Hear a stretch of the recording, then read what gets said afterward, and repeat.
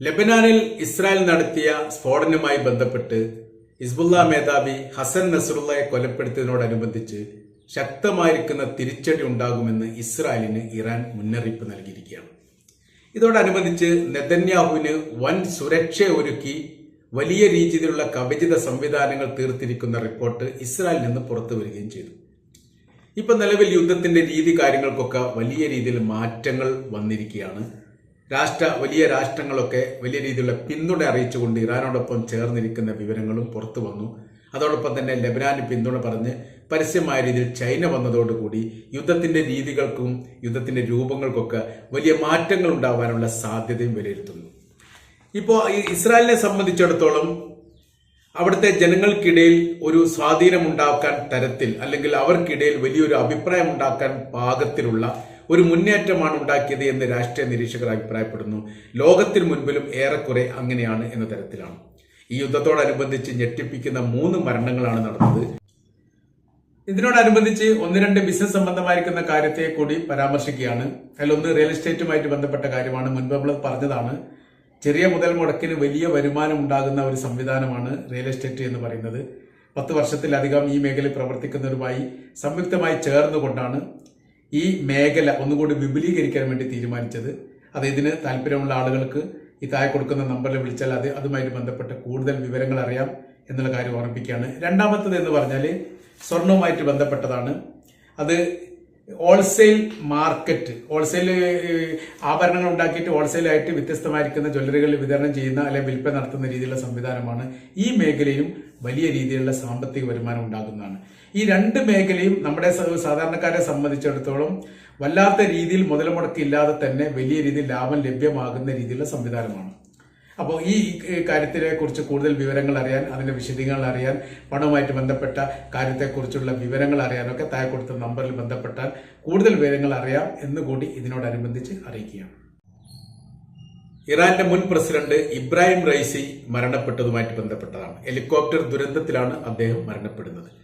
രണ്ടാമത് ഇറാനിൽ വെച്ച് ഹമാസിന്റെ നേതാവ് ഇസ്മായിൽ ഹനിയ കൊല്ലപ്പെട്ടതുമായി ബന്ധപ്പെട്ടാണ്. മൂന്നാമത്തതാണ് ലെബനാനിൽ ഹസൻ നസ്രുള്ള കൊല്ലപ്പെട്ട വിവരം പുറത്തു വന്നത്.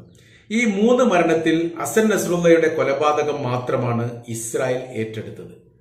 ഇസ്മായിൽ ഹനിയ അതിസൂക്ഷ്മമായ രീതിയിലാണ് കൊലപ്പെടുത്തിയത് എന്ന റിപ്പോർട്ട് പുറത്തു വന്നു. അതിന്റെ പിന്നിൽ ഇസ്രായേലിന്റെ ചാരസംഘടനയാണ് എന്ന തരത്തിലുള്ള റിപ്പോർട്ടാണ് അന്താരാഷ്ട്ര മീഡിയയിലൊക്കെ പ്രചരിച്ചത്. എന്നാൽ ഇബ്രാഹിം റൈസിയുടെ മരണവുമായിട്ട് ബന്ധപ്പെട്ട കാര്യത്തെക്കുറിച്ച് അത്തരമൊരു ആരോപണ കാരണങ്ങളൊന്നും പുറത്തു വന്നിട്ടില്ല. അത് സ്വാഭാവികപരമായിട്ടുണ്ടാവുന്ന ഹെലികോപ്റ്റർ ദുരന്തത്തോടു കൂടിയാണ് മരണപ്പെട്ടത് എന്ന രീതിയിലുള്ള അന്വേഷണ റിപ്പോർട്ട് പുറത്തു വന്നു. എന്നാൽ അതിന് തുടർച്ചയായ രീതിയിൽ ലെബനാനിൽ നടന്ന പേജർ സ്ഫോടനവുമായി ബന്ധപ്പെട്ട് ഇത്തരമൊരു ഇലക്ട്രോണിക് ഡിവൈസ് ഇബ്രാഹിം റൈസി ഉപയോഗിക്കുന്നുണ്ട് എന്നതിനാൽ ഈ കൊലപാതകത്തെ പിന്നിലും ഈ ഇസ്രായേലാണ് എന്ന് ഏറെക്കുറെ ഉറപ്പായിരിക്കുകയാണ്. അപ്പോൾ 3 രാഷ്ട്ര നേതാക്കന്മാരുടെ മരണത്തിൽ അല്ലെങ്കിൽ സൈനിക വിഭാഗത്തിന്റെ മരണത്തിൽ 2 ഇപ്പോഴും അദൃശ്യമാണ്. 1 ഇസ്രായേൽ ഏറ്റെടുക്കുകയും ചെയ്തിട്ടുണ്ട്. അപ്പോൾ ഇവിടെ ഇസ്രായേലിനെ സംബന്ധിച്ചിടത്തോളം ലോകത്തിന്റെ മുൻപിൽ ഒരു മുഖച്ഛായ ഉണ്ടാക്കാൻ വേണ്ടി ഈ സംഭവങ്ങൾ കാരണമായിട്ടുണ്ട് എന്ന് അവർ തന്നെ വിലയിരുത്തിയാണ്, ഇസ്രായേൽ തന്നെ വിലയിരുത്തിയാണ്.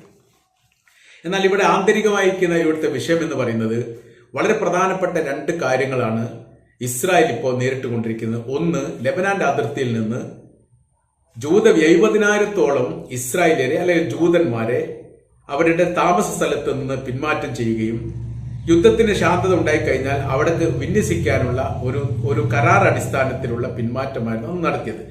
എന്നാൽ ഇപ്പോഴത്തെ നിലവിലെ സാഹചര്യത്തിൽ ഒരിക്കലും ഈ പറയപ്പെട്ട 70,000 പേരെ അവരുടെ അതിർത്തിയിലേക്ക് താമസിപ്പിക്കാൻ പറ്റുന്ന രീതിയിലുള്ള രാഷ്ട്രീയ അവസ്ഥയും രാഷ്ട്രീയ സ്ഥിതിവിശേഷവും ഇല്ല എന്നതിനാൽ ഇസ്രായേൽ പൂർണ്ണമായിരിക്കുന്ന പരാജയമാണ്. ഈ കൊലപാതക പരമ്പര നടത്തി എന്നല്ലാതെ അവരുടെ ഉദ്ദേശ ലക്ഷ്യം നേടുന്നതിൽ അവരൊരിക്കലും വിജയിക്കാനുള്ള സാധ്യത തീരെ കുറവായിട്ട് നമുക്ക് വിലയിരുത്താൻ പറ്റും. രണ്ടാമത്തെ വിഷയം എന്ന് പറയുന്നത് ബന്ദികളുടെ മോചനം. ഇപ്പോഴത്തെ വല്ലാത്ത രീതിയിലുള്ള ഒരു പ്രതിസന്ധിയുമായിട്ട് ബന്ധപ്പെട്ട സ്ഥിതിവിശേഷത്തിൽ ഈ ബന്ദികളെ മോചിപ്പിക്കുക എന്നുള്ളത് ശ്രമകരമായിരിക്കുന്ന കാര്യമാണ്. അതൊരിക്കലും ഇസ്രായേലിന് നേരിട്ട് സാധിക്കില്ല എന്നതിനാൽ അവരുടെ ജീവൻ തന്നെ അപായപ്പെടുന്ന രീതിയിലേക്ക് കാര്യങ്ങൾ എത്തിയിരിക്കുകയാണ്.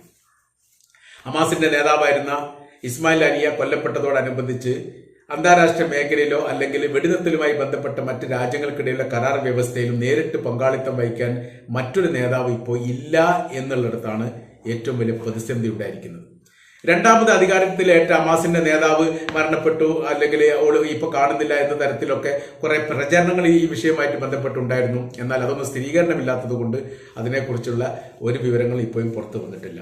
ഇപ്പോഴത്തെ നിലവിലെ സാഹചര്യം എന്ന് പറയുന്നത് UN അസംബ്ലിയിൽ കഴിഞ്ഞ ദിവസം UN അസംബ്ലിയിൽ ഇസ്രായേൽ പ്രധാനമന്ത്രി നെതന്യാഹു പ്രസംഗിച്ചു കൊണ്ടിരിക്കുന്നതിനിടയിലാണ് ലെബനാനിൽ ഈ സ്ഫോടനം നടത്തിയത് എന്നാണ് റിപ്പോർട്ടിൽ പറയുന്ന കാര്യം. വലിയ രീതിയിലുള്ള ചാരശൃംഖല തന്നെ ഇറാനെയും ലെബനാനെയും കേന്ദ്രീകരിച്ചുകൊണ്ട് ഉണ്ട് എന്നുള്ളതാണ്. അപ്പോൾ ഇപ്പൊ നടന്നിരിക്കുന്ന കൊലപാതകവുമായിട്ട് ബന്ധപ്പെട്ടുള്ള കാര്യവും ഒരു ചാര സംവിധാനത്തിലൂടെ ഒറ്റ നടന്നതാണ് എന്ന തരത്തിലാണ്. ക്ലസ്റ്റർ സ്ഫോടനമാണ് അവിടെ നടത്തിയത്. ക്ലസ്റ്റർ ബോംബ് എന്ന് പറഞ്ഞാൽ അതിശക്തമായിരിക്കുന്ന ഭൂമി തുളച്ച് തായ്ഭാഗത്തേക്ക് പ്രവേശിക്കാൻ പാകത്തിലുള്ളതാണ് ക്ലസ്റ്റർ ബോംബുകൾ. ഏകദേശം 6 മീറ്റർ എങ്കിലും ഭൂമി തുരന്നുകൊണ്ട് താഴെ പോയിട്ട് പൊട്ടിത്തെറിക്കാൻ പാകത്തിലുള്ളതാണ് എന്നാണ്. കഴിഞ്ഞ ദിവസം വെള്ളിയാഴ്ചയാണ് ഈ സംഭവത്തിനാസ്പദമായിരിക്കുന്ന സംഭവങ്ങളൊക്കെ നടക്കുന്നത്. അന്ന് ഹിസ്ബുള്ള നേതാവ് ഹസൻ നസ്രുള്ളയും അദ്ദേഹത്തിനോടനുബന്ധിച്ചുള്ള സൈനികരും പ്രധാനമായിരിക്കുന്ന കമാൻഡർമാരും ചേർന്നുകൊണ്ട് ലെബനാന്റെ തലസ്ഥാനമായിരിക്കുന്ന ബെയ്റൂത്തിലെ പ്രത്യേകമായിരിക്കുന്ന ഹിസ്ബുള്ളയുടെ ആസ്ഥാനത്ത് അല്ലെങ്കിൽ ഹിസ്ബുള്ളയുടെ പ്രത്യേകമായിരിക്കുന്ന ഓഫീസിന്റെ സമുച്ചയത്തിൽ വെച്ചാണ് ഒരു പ്രധാനമായിരിക്കുന്ന മീറ്റിംഗ് നടക്കുന്നത്. വളരെ കൃത്യവും വ്യക്തവുമായ രീതിയിലുള്ള സ്ഫോടനമാണ് ഈ ഏരിയ കേന്ദ്രീകരിച്ച് നടന്നത് എന്നതിനാൽ ഈ ഏരിയകളും ഇവിടെ ഹസൻ നസ്രുള്ള ഉണ്ട് എന്ന കാര്യത്തിലുമൊക്കെയുള്ള വിവരങ്ങൾ ചോർന്നു പോയിരിക്കുന്നു. ആ ചോർച്ചയോടനുബന്ധിച്ച് ഇന്ന പ്രദേശത്ത് ഇന്ന സ്ഥലത്ത് ഇന്ന ആളുകൾ എത്തുന്നുണ്ട് എന്നും ഈ ഇന്ന ബിൽഡിങ്ങിലാണ് അവർ ഈ മീറ്റിംഗ് കൂടാൻ സാധ്യതയുള്ളത് എന്നുള്ള വിവരത്തിന്റെ അടിസ്ഥാനത്തിൽ 80 തവണയെങ്കിലും ഇസ്രായേൽ ഈ മേഖലയിൽ സ്ഫോടനം നടത്തി. വലിയ രീതിയിലുള്ള മരണങ്ങളൊക്കെ റിപ്പോർട്ട് ചെയ്തിട്ടുണ്ട്. മരണത്തിൽ എത്രത്തോളം ഉണ്ട് എന്നുള്ളതിന്റെ കൃത്യമായിരിക്കുന്ന എണ്ണങ്ങൾ ഇപ്പോഴും പുറത്തു വന്നിട്ടില്ല എന്നുള്ളത് മറ്റൊരു വശം. അപ്പോൾ 80 തവണ സ്ഫോടനം നടത്തി. ക്ലസ്റ്റർ ബോംബുകളാണ്. അതിശക്തമായിരിക്കുന്ന ഭൂമി തുരന്നുകൊണ്ട് താഴെ ഭാഗത്ത് പോയിട്ട് പൊട്ടിത്തെറിക്കാൻ പാകത്തിലുള്ള നൂതനമായിരിക്കുന്ന സ്ഫോടനമാണ് അവിടെ നടത്തിയത്. അപ്പോൾ ഇവിടെ നടന്ന സംഭവം എന്ന് പറഞ്ഞാൽ ഒറ്റുകാരുണ്ടായിരുന്നു, സ്ഥലം ഒറ്റുകൊടുത്തു, അങ്ങനെ സ്ഫോടനം നടത്തി. നമ്മൾ മനസ്സിലാക്കേണ്ടത് ഇസ്രായേൽ ആണെങ്കിലും അമേരിക്ക ആണെങ്കിലും നേർക്ക് നേരെ മുഖാമുഖം ഒരു യുദ്ധം ചെയ്തിട്ട് അവർക്ക് വിജയിക്കാൻ സാധിച്ചിട്ടില്ല. ചരിത്രത്തിൽ അവർ വിജയിച്ചിട്ടുമില്ല. ഓരോരോ യുദ്ധവും എടുത്ത് പരിശോധിച്ച് നോക്കിയാൽ നമുക്കത് അറിയാൻ വേണ്ടി പറ്റും. ശക്തിയും ബുദ്ധിയും നൂതനമായിരിക്കുന്ന സംവിധാനങ്ങളും സാമ്പത്തികപരമായിരിക്കുന്ന മുന്നേറ്റങ്ങളും ബുദ്ധിപരമായിരിക്കുന്ന വൈഭവങ്ങളും നീക്കങ്ങളൊക്കെ തങ്ങൾക്കുണ്ട് എന്ന് പറയാനല്ലാതെ നേർക്ക് നേരെ മുഖാമുഖം ഉള്ള ഒരു യുദ്ധത്തിലും അമേരിക്കക്കോ ഇസ്രായേലിനോ ഒരു കാലത്തും ജയിക്കാൻ വേണ്ടി സാധിച്ചിട്ടില്ല. അവിടെ മുഴുവൻ ഒറ്റ നടത്തിയിട്ട് ഒറ്റുകാർക്ക് പണം കൊടുത്ത് അല്ലെങ്കിൽ അവരെ കീശയിലാക്കിയിട്ട് അങ്ങനെ ചതിപ്രയോഗത്തിലൂടെ മാത്രമാണ് അവർ അതിജീവിച്ചതും ജയിച്ചതും. 967 ഇസ്രായേലും അറബ് രാജ്യങ്ങളും തമ്മിൽ യുദ്ധം, 6 ദിനം നീണ്ടു നിന്ന യുദ്ധം എന്ന് പറയപ്പെടുന്ന ആ യുദ്ധത്തിൽ നടന്ന സംഭവം ഇസ്രായേൽ ജയിച്ചു. എങ്ങനെ ജയിച്ചത്? യുദ്ധം ചെയ്ത് ജയിച്ചാണോ? അല്ല, അവർ ഒറ്റ കൊടുത്തതാണ്. അപ്പോൾ ഏറ്റവും വലിയ ശക്തരായിരിക്കുന്ന സൈനിക മേധാവിത്വം അന്നുള്ളത് ഈജിപ്തിന്റെ കയ്യിലായിരുന്നു. അപ്പൊ ഈജിപ്തിന്റെ സൈനികർ, അതോടൊപ്പം തന്നെ അതിൽ സിറിയ ഉണ്ടായി, ലെബനാൻ ഉണ്ടായി, ജോർദാൻ ഉണ്ടായി, ഇറാഖും അമേരിക്കയും അതിൽ നിന്ന് പിന്തുണ നൽകുകയും ചെയ്തു. അങ്ങനെയാണ് 6 രാജ്യങ്ങൾ എന്ന് പറയുന്നത്. അപ്പൊ ഈ 4 രാജ്യങ്ങളും ഇസ്രായേലുമായിട്ട് അതിർത്തി പങ്കിടുന്ന രാജ്യമാണ്. ഈജിപ്താണ് അതിന് നേതൃത്വപരമായിരിക്കുന്ന പങ്കാളിത്തം വഹിച്ചത്. യുദ്ധം തുടങ്ങുന്നതിന്റെ മണിക്കൂറുകൾക്ക് മുമ്പ് തന്നെ ഇസ്രായേൽ അവിടെ വൈമാനിക സ്ഫോടനം, വ്യോമ സ്ഫോടനം നടത്തിക്കൊണ്ട് അവരെ പരാജയപ്പെടുത്തി എന്നുള്ളതാണ് അതിന്റെ സത്യം. പരാജയപ്പെടുത്താനുള്ള കാരണം യുദ്ധം തുടങ്ങുന്ന ഏകദേശം 10-11 മണി സമയത്താണെങ്കിൽ അവർ ഏകദേശം 8 മണിക്ക് തന്നെ അവരുടെ യുദ്ധവിമാനങ്ങൾ ഈ കേന്ദ്രത്തിലേക്ക് പ്രവേശിച്ചുകൊണ്ട് ആക്രമണം നടത്തി. റഡാറിൽ പിടിക്കാതെ ഏറ്റവും താഴ്ന്ന രീതിയിൽ ഇസ്രായേലിന്റെ വിമാനങ്ങൾ പറന്നു വരികയും യുദ്ധ ടാങ്കറുകളിൽ ഒന്നും യുദ്ധ സൈനികർ ഇല്ലാത്ത പ്രഭാത ഭക്ഷണത്തിന്റെ സമയം 8 മണിയാണ് എന്ന് ഈ ഭാഗത്തിൽ നിന്ന് ഇസ്രായേലിലേക്ക് ചോർത്തി കൊടുക്കുകയും ചെയ്തു. അതിന്റെ അടിസ്ഥാനത്തിൽ പ്രതികരണങ്ങളൊന്നും ഇല്ലാത്ത ഒരു യുദ്ധം നടത്താൻ പറ്റിയ അവസരം എന്ന് മനസ്സിലാക്കിക്കൊണ്ട് ഇസ്രായേൽ നേർക്കുനേരെ വന്നുകൊണ്ട് ഈജിപ്തിന്റെ സൈനിക ടാങ്കിനെയും യുദ്ധവിമാനത്തെയും ആക്രമിച്ചു. വലിയ രീതിയിലുള്ള പരാജയം മണിക്കൂറുകൾക്ക് തന്നെ ഉണ്ടായി. മാത്രവുമല്ല, ഇസ്രായേലിന്റെ യുദ്ധവിമാനങ്ങൾ പരിക്കേൽക്കാത്ത രീതിയിൽ ആ രാജ്യത്തിലേക്ക് തിരിച്ചു പോവുകയും ചെയ്തു. ഇവിടെ നടന്നത് ഒറ്റാണ്. സദ്ദാം ഹുസൈൻ അമേരിക്ക പിടികൂടിയത് ഒറ്റ കൊടുത്തതാണ്. ഇന്ന ഗുഹയുടെ അടുത്ത് അല്ലെങ്കിൽ ഇന്ന സ്ഥലത്ത് ഉണ്ട് എന്ന് പറഞ്ഞിട്ട്.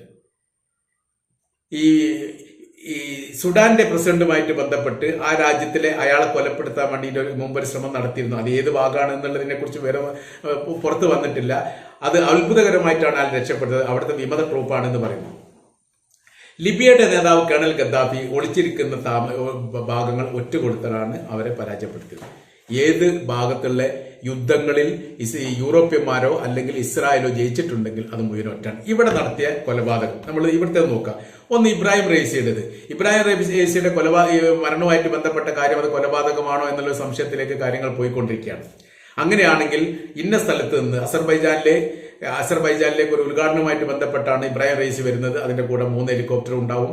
ഒരു ഹെലികോപ്റ്ററിലാണ് ഇറാന്റെ പ്രധാനമന്ത്രിയും വിദേശകാര്യമന്ത്രിയും സൈനിക മേധാവികളും യാത്ര ചെയ്യുന്നത്. മറ്റുള്ള 2 ഹെലികോപ്റ്റർ ഇതിനെ പിന്തുടരുക മാത്രമാണ്. സാധാരണക്കാരായിരുന്ന സൈനികർ മാത്രമേ അതിന്റെ കൂടെ ഉണ്ടാവൂ എന്ന വിവരം ഈ ചോർന്നു പോയിരിക്കുന്നു. എവിടുന്ന്? അസർബൈജാനിൽ ചോർന്നു പോയിരിക്കുന്നു. അത് പിന്നാമ്പുറം പ്രവർത്തിച്ച ആരാണെന്നുള്ളതിനെ കുറിച്ചുള്ള വിവരങ്ങളൊന്നും പറയുന്നില്ല. അതൊക്കെ അന്വേഷണത്തിന്റെ ഭാഗമായിട്ട് 2ാം ഘട്ടം വരുന്നു എന്നുള്ളതാണ് അറിയാൻ വേണ്ടി പറ്റിയത്.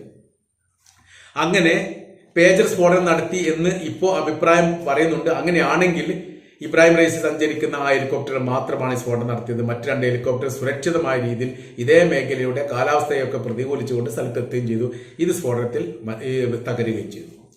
അത് ഈ യുദ്ധത്തോടനുബന്ധിച്ചുള്ള കാര്യം നമ്മൾ പറയുന്നത്. രണ്ടാമത് ഇറാനിൽ വെച്ച് മരണപ്പെട്ട ഹമാസിന്റെ നേതാവ് ഇസ്മായിൽ അനിയെ സംബന്ധിച്ചിടത്തോളം ഇറാനിലെ ഏറ്റവും സുരക്ഷിതമായിരിക്കുന്ന മേഖലയിൽ ഏറ്റവും വലിയ VIP താമസിക്കുന്ന ഇടത്ത് വലിയ സംവിധാനത്തോടു കൂടിയാണ് അതിഥിയായിട്ട് ഇസ്മായിൽ അനിയ എന്ന് പറയുന്ന ഹമാസിന്റെ നേതാവ് അതിഥിയായിട്ട് അവിടെ താമസിപ്പിക്കുന്നത്. അദ്ദേഹം താമസിച്ച വീടും അദ്ദേഹം താമസിച്ച വീടിന്റെ അകത്തുള്ള റൂം പോലും ചോർന്നുപോയി. അങ്ങനെയാണ് മിസൈൽ ആക്രമണത്താലോ മറ്റെന്തോ സ്ഫോടനത്താലോ ഇസ്മായിൽ അനിയെ കൊലപ്പെടുത്തുന്നത്. രണ്ടും നടന്നത് ചതിയാണ്. മൂന്നാമത്തതാണ് അസർ നസ്രത്ത് എന്ന് നമ്മൾ ഇപ്പോൾ പറഞ്ഞത്. ലെബനാന്റെ തലസ്ഥാന നഗരിയിൽ വെച്ച് അവിടെ മീറ്റിംഗ് കൂടുന്നു. ആ മീറ്റിംഗിൽ അദ്ദേഹം അവിടെ പങ്കെടുത്തിട്ടുണ്ട് എന്നുള്ള കൃത്യമായിരിക്കുന്ന വിവരം കിട്ടുന്നു. വിവരത്തിന്റെ അടിസ്ഥാനത്തിൽ സ്ഫോടനം നടത്തുന്നു. അത് ക്ലസ്റ്റർ സ്ഫോടനത്തോടു കൂടി മാത്രമേ, കാരണം അണ്ടർഗ്രൗണ്ടിലാണ് പല ഘട്ടങ്ങളിലും ഇത്തരം ആളുകളൊക്കെ മീറ്റിംഗ് കൂടാറുള്ളതും പ്രവർത്തിക്കുന്നത്. ഹമാസിന്റെ എല്ലാ രീതിയിലുള്ള ആയുധ സംവിധാനങ്ങളും ആയുധപ്പുരകളും അണ്ടർഗ്രൗണ്ടിലാണ്. ഹിസ്ബുള്ള ഗ്രൂപ്പിന്റെ അങ്ങനെ തന്നെയാണ്. ഹൂത്തി വിമതരും അങ്ങനെ തന്നെയാണ്. ഇറാന്റെ ആണവായുധവുമായിട്ട് ബന്ധപ്പെട്ട കാര്യങ്ങളൊക്കെ ഏതോ മലയുടെ അല്ലെങ്കിൽ പർവ്വതത്തിന്റെ അടിഭാഗത്താണ് എന്നുള്ളത് ഇതിന്റെ ഇടയിലൊക്കെ റിപ്പോർട്ടായിട്ട് വന്നിട്ടുണ്ടോ എന്താണെന്നുള്ളത് നമുക്കറിയില്ല. ഏതായിരുന്നാലും ഇവരൊക്കെ അണ്ടർഗ്രൗണ്ടിലാണ് ഈ മീറ്റിംഗ് കൂടുന്നത് എന്നതിനാൽ സാധാരണ രീതിയിലുള്ള ഒരു സ്ഫോടനം നടത്തിയാൽ ഒരിക്കലും ഇവരെ കൊല്ലാൻ വേണ്ടി സാധിക്കില്ല എന്ന തിരിച്ചറിവ് ഇസ്രായേലിന് ഉണ്ടായി എന്നതിനാൽ ക്ലസ്റ്റർ ബോംബുകൾ ഉപയോഗിച്ചു ഭൂമി തുരന്നുകൊണ്ട് 6 മീറ്ററോളം അടിഭാഗത്ത് പോയിട്ട് സ്ഫോടനം നടത്താൻ ഇതിന് ശക്തിയുണ്ട്. അങ്ങനെയാണ് 80 തവണയെങ്കിലും ഇങ്ങനെ സ്ഫോടനം നടത്തിയിട്ടുണ്ട് എന്നാണ് അറിയാൻ പറ്റിയത്. അപ്പൊ ഇപ്പൊ നമ്മൾ മനസ്സിലാക്കേണ്ട കാര്യം, ചതിക്കൂമ്പാരമാണ് ഇസ്രായേൽ എന്നും അമേരിക്ക എന്നുള്ളതും ലോകത്തിന് കൃത്യമായിട്ട് അറിയാവുന്നതാണ്. ഇപ്പൊ ഇറാൻ പറഞ്ഞ കാര്യം തീർച്ചയായിട്ടും തിരിച്ചടിക്കും എന്നുള്ളതാണ്. ഈ തിരിച്ചടിയുടെ ഭയപ്പാട് ഇസ്രായേൽ ഇപ്പോൾ വന്നു പതിച്ചിരിക്കുന്നു. അതിന്റെ കാര്യം എന്ന് പറഞ്ഞാൽ ലോകത്തിന്റെ മുൻപിൽ ഇബ്രാഹിം റൈസിയും ഇസ്മായിൽ അനിയെയും ഹസൻ നസ്രുള്ളയൊക്കെ കൊലപ്പെടുത്തിയത് വീരോചിതമായ രീതിയിൽ ഇസ്രായേലിന്റെ പ്രധാനമന്ത്രിക്ക് പറയാൻ പറ്റുമെങ്കിൽ ആ രാജ്യത്തിനകത്തുള്ള ജനങ്ങളുടെ സുരക്ഷാ സംബന്ധമായിരിക്കുന്ന കാര്യം വലിയ രീതിയിലുള്ള ഭയപ്പാടുണ്ടാക്കുന്ന രീതിയിലേക്ക് ഈ യുദ്ധത്തിന്റെ രീതികളും സാഹചര്യങ്ങളും മാറിയിരിക്കുന്നു എന്നുള്ളത് നമുക്ക് മനസ്സിലാക്കാൻ വേണ്ടിയിട്ട് സാധിക്കുന്നതാണ്.